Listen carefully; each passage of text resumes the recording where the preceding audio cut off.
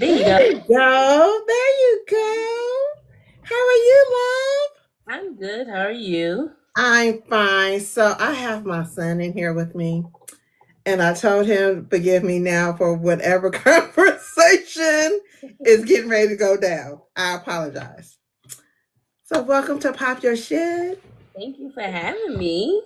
Ciao. Can I tell you got us in a chokehold? So I've heard. Don't be acting like that. You know you got your foot on our necks.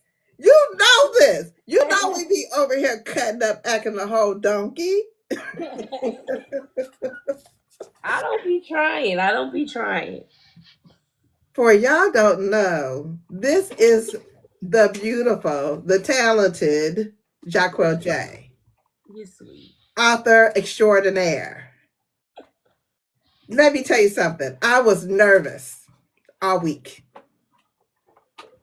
because I said I don't want to mess this up. How can you mess it up? Not asking the right questions, stalling, fangirling, because as I'm doing right now, just all the things. All the things, just messing up the whole flow. So I'm gonna use my discernment. Lord, we ask that you come before me and give me the right questions to ask. So I'm so excited to have you on because, ma'am, Jacquel, if I could put this hat on my head right now, I got one. Hold on. Here we go. Jacquel. Jacquel, what the hell Not are the you doing heck. to us? Church let, ma'am, ma'am, I had a whole pink hat. Look. And I said, my hair is not going to do right, so let me put it back up. I You was left ready the for hat you. on standby. Listen, tambourine in the corner. Fans somewhere around here. Here we go. Church fan. I'm not playing with you. I'm not playing with you. Everything on standby. So she is the infamous author of them Dango Delgados, them Infernos, the Cromwells at Vanducci. Am I saying that right? Yep, Vanzucci Cromwell. Baby, mouth is still open. I'm still trying to get to that Davis family. Oh yeah, Davis's was messy, messy, messy, messy. Girl, what the hell what go on in your mind I when don't you know. create these stories? It just be coming to me, and I'll be like, "Let me get this out," and then when I read it back, and I'll be like, "They gonna think I'm crazy, right?" I don't know if you crazy, if the are the characters talking to you or is it you? No, the characters. I mean, I come up with it, but the characters really do speak to me. Like, it could be something I'm randomly doing that's not me writing or book related, and I'll just get my notes and I'll be like, just going. And I was just having a conversation with my brother about this earlier. Like, when something comes to me, I don't realize what I'm writing until I read it back, and so it's like new to me once I read it back, and I'm like, oh, that's what happened because it just flows through me and just I just have to get it out because it's going in my head and I'm seeing it so vividly. And before I lose it, I have to get it out Are you ever surprised about what comes out? all the time. I'm like, they're gonna think I'm crazy. They're gonna try to commit me. Is your family, your husband, is he surprised or he be like, oh, that's just my wife? I think when I first started, now when I be telling him stuff, he be like, "Oh, so you want them to ask you to come outside? You want to piss them off?" How, okay, so I know that you've been writing for a little bit. So when did you start 2014. with this family Mm-hmm. and you got this wild amount of fandom? How does that feel? Surreal. It doesn't feel real because to me it's just like I'm just doing what I've always done. So to have so many people love the Delgados and people that have never even read anything from me, it feels surreal. Every time somebody says, this is my first book I'm picked up from you. Oh my god. Or when people go back and now they're reading my back catalog and they're like, oh my god, how can this person do this? And I'm just like, wow, man, Listen, I'm super grateful. Capone, Capadonna, Capri, Sky, all of them. What's his name? Carter. It's a mess. It be all over. And then I'm never getting on the freeway or the bridge in New York. If I ever touch down, I'm gonna keep my ass off the bridge and off the. Listen, y'all like, and I see some motorcycles coming. I never listen. I'll just walk there. I don't care how long it's gonna take me. Well, Y'all not gonna get me. if it's a Delgado in the Inferno, the highways ain't safe. You got to take the back roads. You can't get on the highway. Pregnant or not, they still coming for you. Don't care. Don't care. Lord Jesus, love Jesus, Lord Jesus. Okay, so when I read, let's get into it. Let's just get into the stories and then we can ask them other miscellaneous questions after that. Because this is what the people's here for. When you wrote Capone, I was like, oh, Capone kind of got me a little hot. What is going on? This a little something, this a little something going on. And Aaron is acting crazy. What just walk us through the process. Just walk us through the process of creating these characters because I believe they need to be on somebody's screen. Okay, so with Capone, I actually had wrote his storyline and Capadonna's storyline to pitch to a traditional publisher, and they didn't like it. They rejected it. So I had, but I felt so strongly about the storyline, and I had mapped everything out, and I had told my husband, I'm like, but I just feel like this story is gonna be good. Like I had so much to give to it, and my husband was like, so write it for you then. If they don't want it, write it.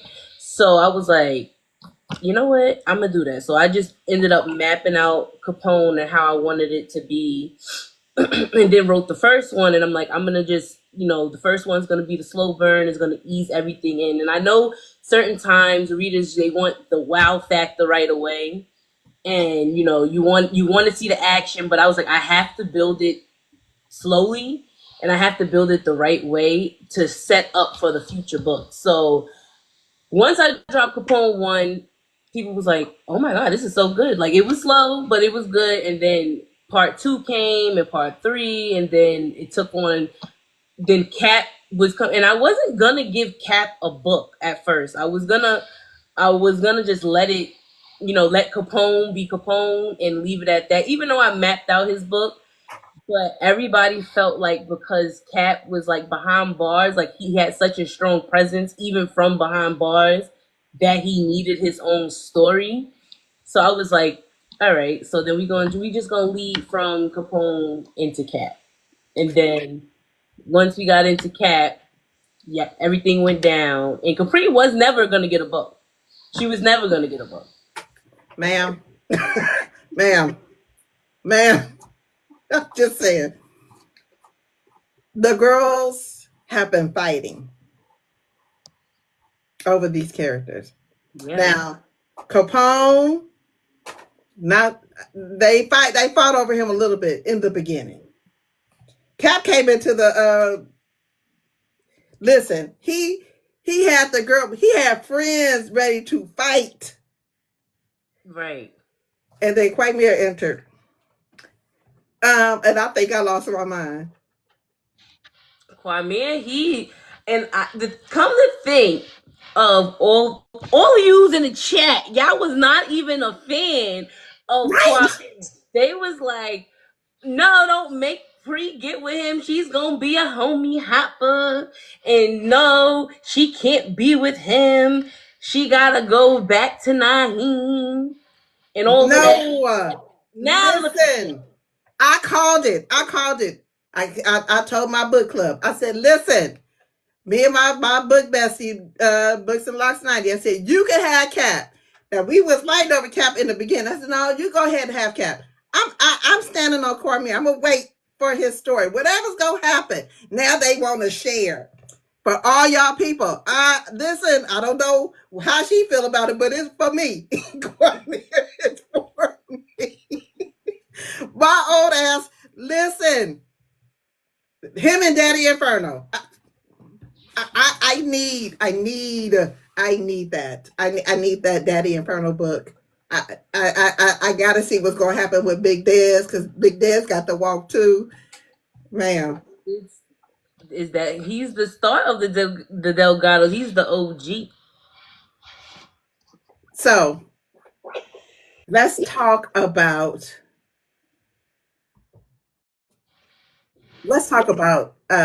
what Gene did. Oh, I'm gonna go out of order, back and forth. So just bear with me. Let's talk about Jean. Is it Jean? Is her name Jean, right? Or is it Jean? no, it's Gene. Okay. Jean Delgado had pissed me off. I was rooting for her until and then once I got her story, I was okay. But baby, that beginning, I was like, why y'all hold these secrets? What is wrong, Jahquel? Gene is just how I wrote them was how I wrote like older people that I know. Like back then, they take secrets to the grave. Like they don't be telling you nothing or letting you know what's going on. Like you could have a cousin that you ain't never even met from a aunt that you didn't even know you had, and they don't tell those secrets. And Right. if Core didn't go, seeking his family and his mom didn't die and tell him who his real family was, they would have never told Cap, Capone, and Capri that they had another sibling. She would have took it to the grave. So the So had fact, Core mom, his adopted mom, had she not died, nobody would have knew about Core. but because she died and she knew she was dying, she didn't want her baby boy to be out there by herself when he has family that she knew would step up ready and willing to, to accept him. But how they had set their arrangement up was they were never supposed to find out that they had another sibling. But Court, he's been around since Capone too. I mean Capadonna too. When Right. he when Kendra ran into him in the hallway. So he's been there, but not everybody picked up on it. And I wrote that purposely so that by the time we got to Capri's book, y'all would forget like Kendra And even did. ran into somebody until you had. That's why, like, when before the book came out, I was like, go back and read Capadonna too, because something's gonna come out in Capri, and I knew that once y'all read it, I was gonna be like, but wait, how? Like, how's this? Where did this sibling come from? And So that did. And I did. And I'm gonna have to spend a block back on all of them because when I tell you I ate this book up real quick, I, I just I just ate it up. I just it was just a snack. And I don't feel no ways about it. I devoured it. I don't feel no ways about it. I devoured it. I no, devoured it. And everybody, even those that was like, I'm not reading that until the beginning of the year. My book club is in a tizzy right now. They are in a tizzy. How do you deal with the infighting of fans of Capadonna, Kwame, people like me? I know I make stuff hard, but I'm just gonna make a video. I be letting y'all have that. If somebody gonna be Lady Inferno Kwame, let them. They want to be Big Cap's wife. Yeah, you could be that. The motorcycles, I mean, is that like, okay, so I'm from California where our bike culture are Harleys, the old school hogs. That's our bike culture. Y'all bike culture is a little different. Yeah, Uh they don't ride Harleys per se. Like Papa Inferno, he has one, but they ride like Ducatis, like those kind of bikes and stuff like that. Yeah. So is just a tad different. Um,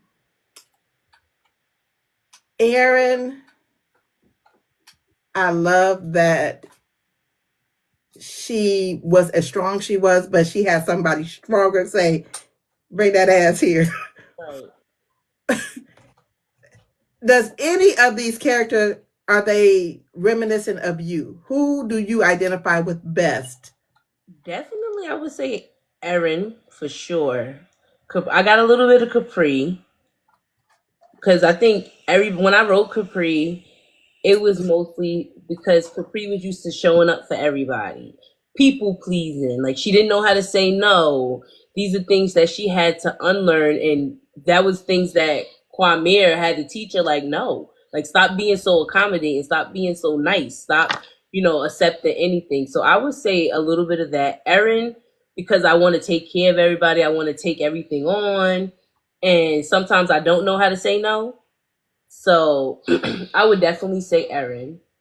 And Aliyah, a little bit with she a little bit crazy. I'm a little bit crazy. So Girl, bat shit. No, she not a little bit. That lady is bat shit crazy. Bat shit crazy. Hun Cap is perfect. Listen, can I tell you? I think I slid down about a few walls when he kept saying, "But that's my baby." You just met this lady. You He seen her at the jail, they and don't you talk even about that's your know. baby. That was his baby. She was his wife. Like he didn't even care. Like he done doubled back in full traffic to go see her pushing that cart of laundry. Okay, so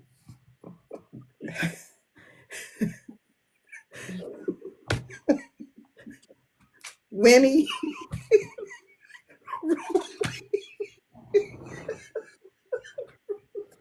Jillian. So they call it. They call them by their middle names now. Only I got that from my own thing with my husband. Like if we're in something, I will call him by his middle name. And Caribbean people are known for having some of the wildest middle names. Like they will have some different middle names. And I wanted her to have a name because when you're with somebody, that person, what everybody else call them, is not what you call them. You have your own name for them that's reserved for them. And oh, look at the Oh puppy. Lord Jesus, this is every time. It's one or the other. They make appearances. I'm He looking sorry. like don't talk about me. But so when he revealed his middle name as Winston, I was like, I'm gonna make her call him Winnie. Now Capone's this hard thug who out he handles business, but the fact that Erin's the only person that can call him Winnie, I felt like that was sweet. I love the fact that even though Capone had an illness, and Hmm. I'm not gonna tell what it is if y'all haven't read it, y'all figure it out on your own. Um, but he still was out there handling business. He wasn't no punk.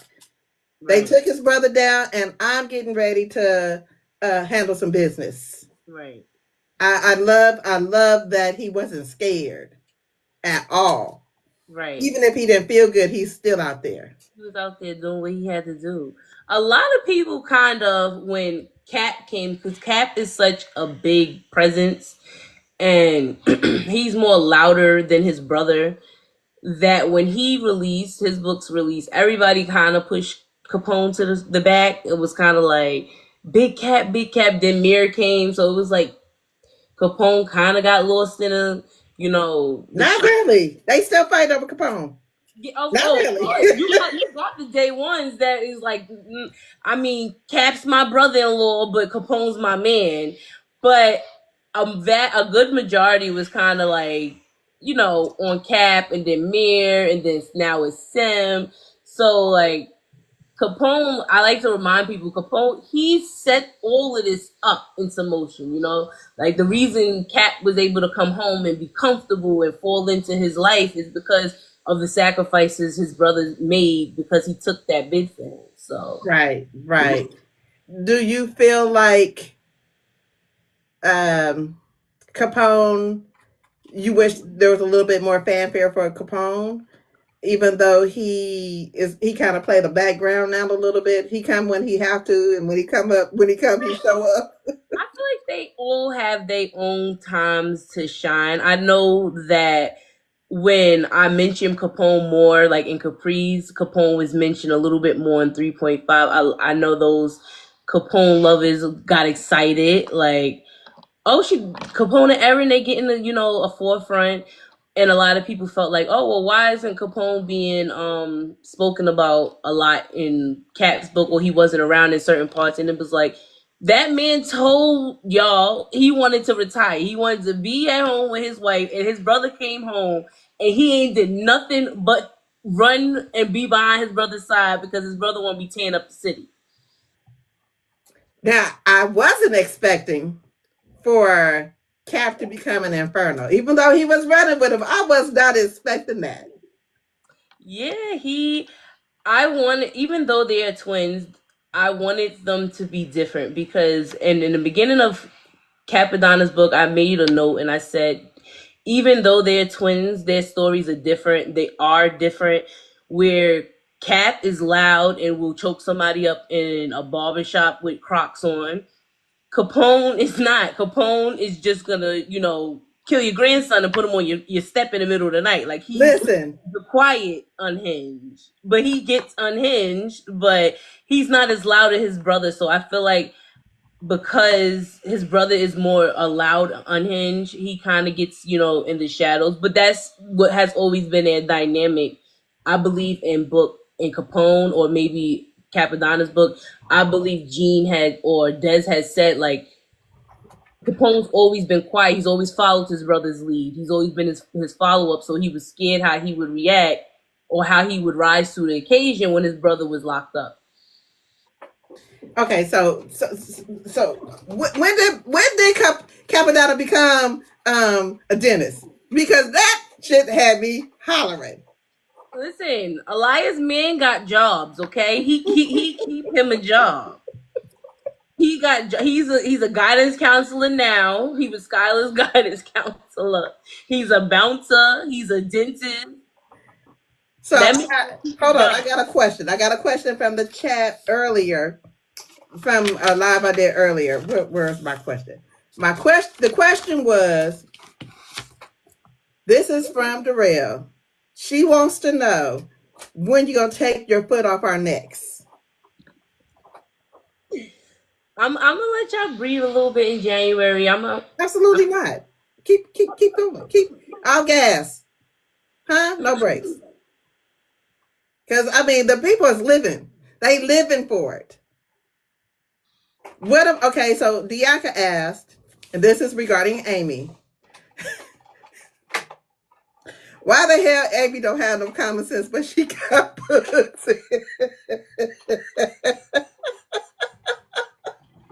Amy is she is the person that I know all of us know that they don't have a lick of common sense, but they smart. Like they know they stuff. Like they smart, but they don't have a lick of common sense. And that's how Amy is. Like stuff just be missing her. But my girl, she's getting better. Like she getting there. She's getting there. I know that Capella's getting the book. We know that Big Daz is getting the book. We know that listen, Menace is getting the book. Someone asked how many books is Menace getting, because they claiming Menace now. Menace is supposed to be a standalone, so we gonna see how that goes. Girl, no. Now he has a big presence, and he's taking me through it because I'm writing his book currently. And Menace is a menace. Like his name is who he is. Like he is a menace to the streets, and he's a menace when it comes to toothpaste being squeezed and his OCD and all the stuff that he got. He's a menace. The way I said on the floor, when he was bitching about that toothpaste. Just live it, man. Do you laugh at yourself when you write Yeah, these books? all the time. I will read it back and I'll be chuckling to myself, and my husband be like, "What happened?" And I'm like, "I'm just reading something," and he be like, "You really be up in there cutting up in those books." And I don't know where it comes from. I just like I will write something and I'm like, now where the hell did I pull that from? Does any of the male characters identify best with who identifies best with their husband, or all of they have a little piece? They have a little piece of him in all of them, for sure. All of them have a little piece of him. Girl, I'm just the way I want to laugh out loud, and I'm trying to conduct this interview is crazy to me. Another person wants, this is a suggestion. So Darrell says she would like to see a family album or some posters or something because she said your visuals are to die for. Oh, thank you. I be really like trying to get good ones and piece them together and make sure they come together. So that makes me happy. Now, this collaboration with Tatiana, man, who came up with that idea? Well, you guys both were screaming the zoo and the inferno, so we was like, you know what, let's get together and do something. Yeah, that book is gonna be diabolical. For sure. Really? So when does that come out, or do you have a date? Or are you guys still writing? We don't have a date yet, but as soon as we do, we're gonna let you guys know. Mm-mm. I'm not playing with you no more. I'm not playing with you no more. I'm not playing with you no more because it when I tell you we ate every nook and cranny up, everything. And ma'am, we need to give you your flowers right now because it's only a handful of authors that could just garner a whole book community like that. Um, are these publishers mad now? I don't know. I haven't asked or what's the name or checked on it, but I mean, I could be, but I'm not mad. So Do you feel like this was the best, even though you got shot down by the publishers and you went, independent with this? Do you feel like that was the best route for this because now you are unrestricted to do I would say what you yes. I was down about it, but I live heavily by rejection is God's redirection. So I definitely took it as it was God telling me to do it, and and my husband, and do it on my own. That it wasn't really a rejection. It was for me to redirect and do this under me. were you nervous when you first released Capone?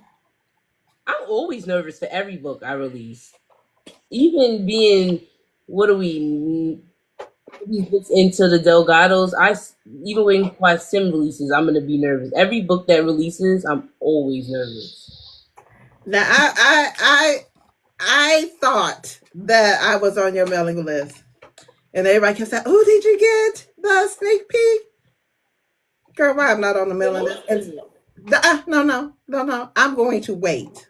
I'm going to wait till it come out so I can be surprised because I'm gonna eat that up too. Um, but the girls is swooning over Quasim. Now, am I gonna be changing my mind about Quamir? I think I don't think you'll change your mind because they're so different. So what you get with Quasim, you're not gonna get with Quamir, and what you get with Quamir, you're not gonna get with Quasim. So but I just know that you guys are gonna fall in love with Quasim because I think somebody in my group said Quasim ain't said nothing but 50 words to us the whole series, and we want him. And he is quiet. He's been hurt. He's experienced loss, and it dives deeper into him and Blair, because all we've seen, I think there's only been one point of view from Blair, and it was when Elia was kidnapped, and she had to have that point of view. But other than that, all you know about Blair is he's Michael Myers. She was a foster kid. She has cancer, and She left college and was with Tuki. We don't know what she did in them years when she left college. We don't know anything of what she has going on, which was on purpose. And then with Kwasim, we know that he had to step in because his father stepped down. We know that he lost his girlfriend, and we know he lost his daughter. But other than that, nobody really knows much about Kwasim and what he got going on. And he's always around, but he's never around. So it fills in some blanks from when he lost his girlfriend and their relationship, and then his daughter, and then it does the same with Blair too. So it's gonna pull at your strings a little bit, but I'm loving Kwasim. So better yet, you about to have a slide down walls and call it on to the Lord Jesus Jerome Christ that Pretty deliver much, us. pretty much. You definitely gonna shed some tears, and it's gonna make you look at him different and look at their whole family dynamic a little bit different. Not negative, but you're definitely gonna see a different side of them because you only got to see the Infernos through Capri's eyes and a little bit of Kwame's too. So you definitely get to see, Kwasim. So I had a question. So because my son is supposed to be doing this, that's okay. Someone asked if you're going to remain indie, or are you going? Do you want to be traditionally published? I'm gonna remain hybrid. I do have a traditional book coming in 2026, but I'm most definitely gonna remain indie and just do the hybrid thing. I don't desire to be traditional. I like being indie because I like having control over my covers, my promos, and stuff like that. So the next book that's coming out is Kwasim's book, right? Yes. We're not getting release dates. She's already said that. I'm not even gonna ask that. She just said she's gonna give you a release week. We gotta stand by what she feels. So let's talk about that because listen, when I tell you I was 50 watt hot, oh no, we made some videos on this side, and I was hot because I need people to understand, and I'm gonna say this again for the people in the back in the records who's looking at um this interview behind the scenes, and I can't see your name or whatever. When she releases, she can't do nothing. It's over. Nothing. It's nothing she can do. Now, if Amazon, and I'm gonna call them out, and they might flag me for that. If they don't do what they supposed to do, that's gonna hold up her release. I need y'all to have grace for these authors. Stop getting in her inbox. Got to be nice, nasty. That's not cool at all. So, with that being said, woosah and sing back. It had to be said because I felt like that was absolutely crazy. They don't know that when we press the button or release it, it tells us it can be 72 hours. It's never really 72 hours. Usually they push it through in a few hours. If you're lucky, they push it through in an hour. But I've had books that will sit for two in almost the 72 hours. I just didn't expect 3.5 to do that because the whole series been pushed through Right. when I pushed it through. But after that, I was just like, I'm not gonna get release dates because I don't want people calling Amazon and all the craziness and the messages. So it's like I'd rather just let y'all be surprised. I used to joke about mixtape authors all the time. I was like, see, I'm not gonna play with you because y'all just dropped this book and we didn't know. um, but now I get why. I understand the dynamics of why. I just need for everybody to have grace. Them nice nasty comments. I just come on, y'all. Y'all were raised. I'm sure y'all was raised better than that. We grown. Right. We grown. Now, if you had a particular question about something that she did or something, I'm sure she don't mind answering. Or am I wrong? I Right. thought you was an open book. Are you not? They have a question. I always answer a question, but if it has to do with the release, I can't control one. I can't even edit the title. Like if anything I didn't fix before uploading, once that button's pushed, we can't even edit it. Like we have to wait until it goes live and you guys get it. But to avoid that, we just not gonna do no dates. We just gonna release it. We're gonna have a nice little release week, and then it'll be a nice little surprise for everybody. um. So the subjects that you touch on, they be like real life stuff, like with um uh uh uh, uh the Staten Island love letter, and the whole coming out, the transgender issue. Do you be like, okay, I'm gonna write about that, and or does it just come out as you're writing? Are you like one of those people that have to structure what you're gonna write and then it's out, or do you just fly by the seat of your pants? I I tend to free write a lot, but before I do put like certain things if I want to touch on a certain topic or a certain thing, I will make a note and I'll stick it on my computer like make sure to add this or incorporate that. With Sky, I definitely wanted to touch on that because it is a real thing and it didn't come out of left field. I always knew Sky was going to be transgender. You guys just wouldn't know it until the end of the book, but I knew it from the way I described like surgeries and stuff like that. But y'all just thought like, oh, she's vain. She just it's for vanity. But she was really going under different procedures to really transform into a woman. So whenever I decide to touch on the subject, I definitely will jot it down and stick it on my computer and then do my research on it. Okay, I got another question. Um, what made you bring Cora into? Uh, I don't know what this says, Nicholas. Oh, make Cora into a poly relationship.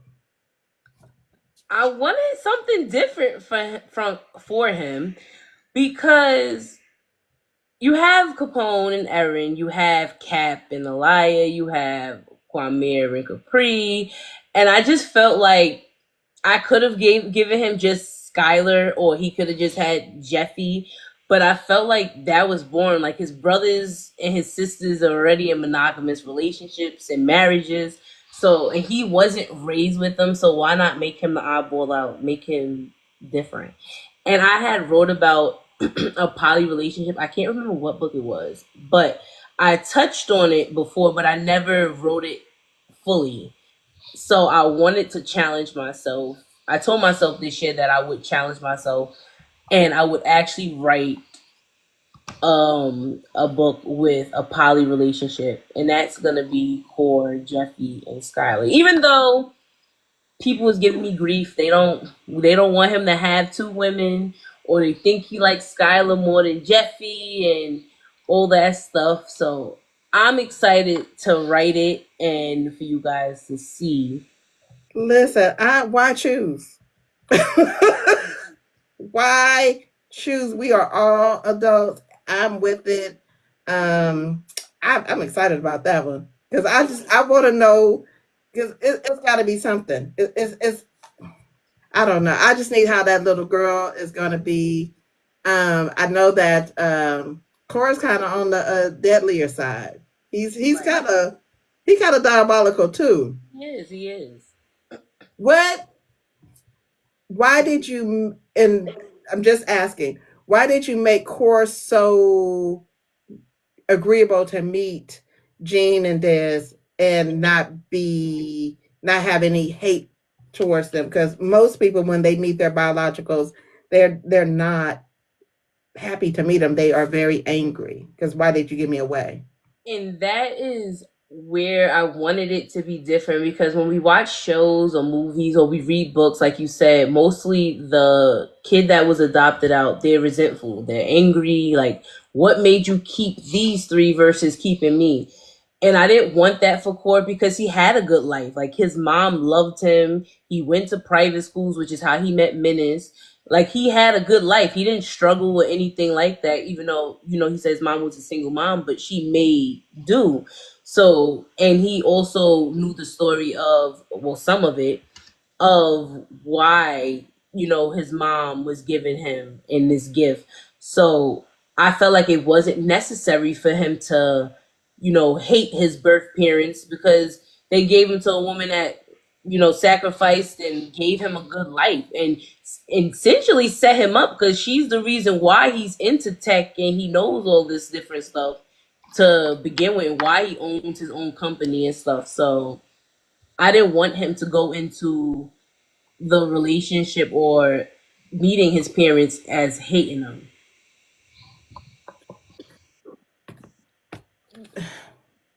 I love the way that you show Jean's guilt, because that's a hard thing to do. I think you did that perfectly, because anytime, and I'm not saying that this happened to me, but anytime a mother has to separate from her kid because she's overwhelmed, your man has gone on to the big house, and there's nothing that you can do. You already got two babies. Why didn't they? And I don't remember why. And maybe you can refresh my memory. Why didn't they give up Caprice since she came after? Uh, Because she came a few years after, and it was her first girl. So she was like, I'm going to keep her. And after giving up one child, that guilt of giving up another one, because she's found herself pregnant again, she couldn't do it again. okay. Um,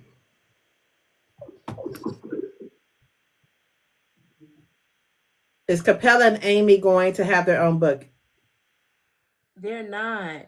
They're not going to get their own book, only because they have drama, but they don't have enough drama for their own story without me creating more, even more drama for them, which it's not always bad, but I don't think they need any more drama. But so you'll see their story play out through everybody else's. Is Dez's book going to go back in time or present day? Yes, it is back in time. It is a prequel. Okay, okay, okay. Um, can I tell you, Daddy Inferno had me about passed out somewhere? Daddy Inferno and Big Dez had me passed out. I was like, Gene, you're gonna have to share it, Big Dez, for a little while. Ma'am. When he got on that motorcycle, he was like, I'm out with y'all. We gonna go we we gonna ride out. He had enough. He was like, they shooting at the car. They done shot at my great grandbaby. No, we got to handle that. I also love the fact that you made Capone's daughter with is it Down syndrome? Yeah. I love that, and I love that you made Cap, I mean Capella's son with not what is it? He's autistic. Yeah. I love that you still gave them something, but they are so loved by these guys, because sometimes men and even women, they feel like their kids are supposed to be perfect, and Amy struggled with that. And I'm glad that you showed us the struggle that she had, because it's so many parents out there who got autistic kids and don't really know what to do, or you have a child with Down syndrome and they just don't know what to do, but all you got to really do is just love on them and try and find them the best way. I love that you did that. um Girl, my hat is off to you. With Amy, let's talk about Amy. What the hell is wrong with Amy? Amy, she has a lot of trauma, and when everybody was on the Amy gotta die train, um, I didn't feel that way. Like, even though she messed up, and obviously I wrote her, but I had a soft spot for her because she's been through so much. Like she's been through a lot, and I feel like it was never. She's never had time to process anything. It was just like she found out her brother and her mom was killed. She didn't get to process that. It was just like so much stuff was happening that she never truly got to process it, even talk about it, talk to somebody about it. So I had grace for her because I always knew that I was gonna write her and she was gonna come out on top. She just had to go through things because I don't like writing the perfect female character. I want you to hate them a little bit and then love them. Like Capri, everybody hate not I wouldn't say everybody, but a good few was over Capri and her stuff. Like they were done with her and her brother's books, and they were like, I believe I had asked, should she get a book, and a good amount was like, no, she don't need one. Now look at y'all, but yeah, Amy, I love her because she's herself and she's finding herself. She's in her early 20s and she's trying to figure out how to be with this man that comes from this family that is full of big presences. They're all big steppers, even down to the women. So she's trying to find her space, and I feel like she's finding it. She 3.5 ended with her and Capella kind of finding their space and figuring out what's next for them. You think in somebody else's story that we're gonna have a continuation with Capella and Amy where they find their happily ever after, or do you think it's just gonna be what it is?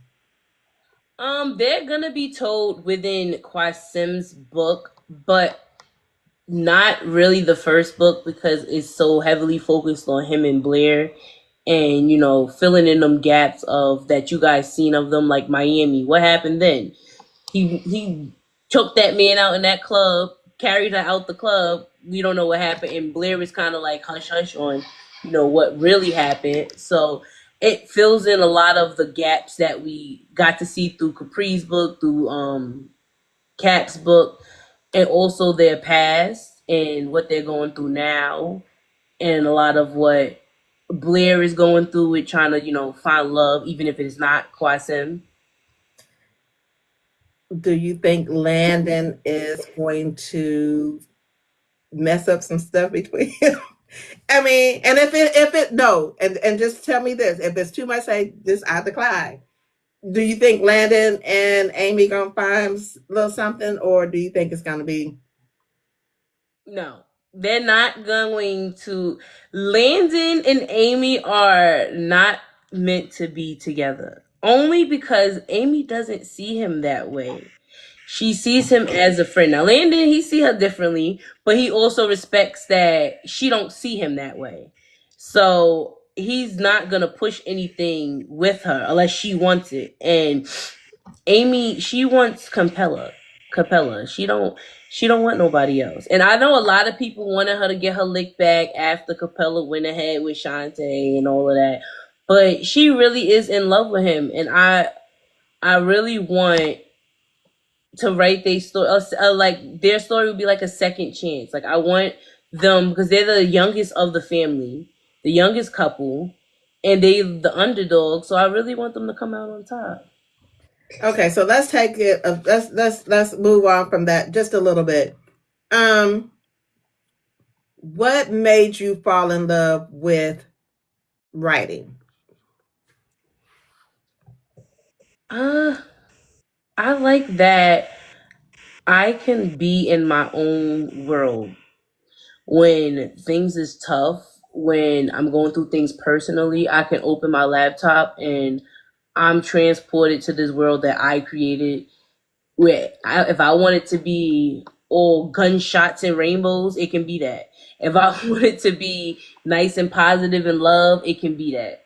So I think that's what made me fall in love, and I love writing about black love, black conflict, black people.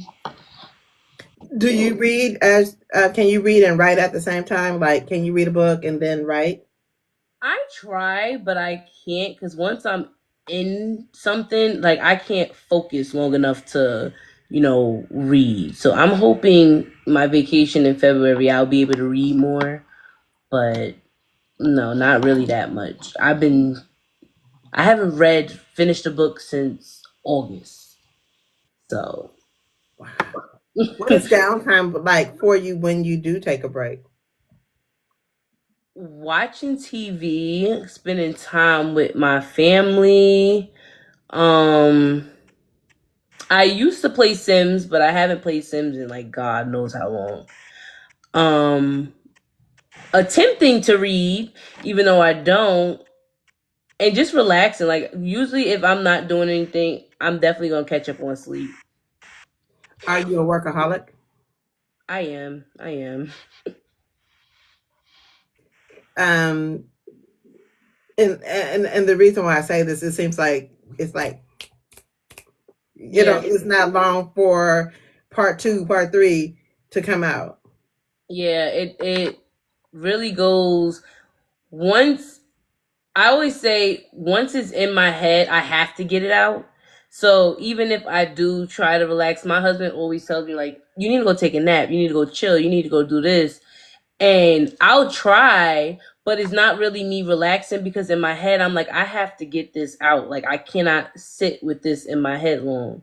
So I'm definitely for the new year gonna try to get more rest. So books they'll come quick but not as quick, but I'm definitely gonna try to get more rest and take my time. Where did the seasons, season one Capone, season two Capadonna, season three Capri, and then you have the 2.5s, the 3.5s. Where did that idea come from, and how did that come about? Well, the seasons came because I kind of see each book as like a show. Like when I'm writing it, it's playing in my head like a show. Even like the shootout scenes. Like I had told my brother earlier, we was talking about something, and I had mentioned about the shootout scenes and um how it came about in part three of Capone, and it came to me in my sleep, and I just got up and just was started writing on my notes, and then soon as the morning came, I went to my office and I just put my headphones in and just started writing. So each book in each season to me plays like a series, like your favorite Netflix series. So when I got the idea. I was like, everybody keeps asking, what order do you read them in? And I'm like, it would make sense for me to put season one, Capone, season two, Capadonna, Right. three, so that they would know. I mean, people still ask, it's okay. But so you would know the seasons and you'd be like, okay, this is how that goes. Now, the point fives was because I was under contract for my traditional release. And when you're under contract, sometimes you cannot compete with yourself, so you can't release around a certain time that your traditional release is coming unless it's a certain word count. And I didn't want to do I did Capadonna 1, which was I believe 100K or 90K, but for I couldn't do it for Capadonna 2, and I didn't want to do Capadonna 2, 3, 4. It would have been like 8 books. So I was like, I'm gonna do point fives because they're the whole book but just split in half. So you do know you started something. I figured. You have started something because when somebody come with a point five, I'm be like that damn Jahquel. Have a question in the chat. Do you storyboard all these ideas to see how they cross over? Yes. There's your answer. Um, Girl, I got questions upon questions. I was like, I need to be prepared. When you first saw your name on the cover of your first book, how'd that make you feel? I couldn't believe it. It felt I felt happy, but it felt weird at the same time because I never thought I would be writing. So when I seen it, it was kind of like one of those. you can't believe it. Kind of like I remember I just kept staring at my phone like, wow, like that's really me. When you first started writing and you decided to write a book, well, how was what was that like? You know, did you just like, okay, I'm just going to write a book, or is that something you always wanted to do? I've been a reader for years, so I've always loved reading. And when I got the idea to write a book, I was like, I'm gonna try it. I kind of like took from, Google, like, okay, how do you format a book? How do you do all this, the different things? And then I just started writing. I believe my first manuscript, it was titled Crooked Smile. And I just started writing and I didn't think I was gonna publish it. It was just something to do. And then my older sister, she had read it. My laptop was on a kitchen table, I believe, and she was reading it, and she was like, "This is good. You should publish it. Like this is really good." And then after that, I would just send her little pieces here and there, and she was like, "No, keep writing, keep writing." So that's just really how it really grew. Do you regret doing something else, or is this is your dream job or career? I'm not going to say a job because a job is something that you don't want. Is this your dream career?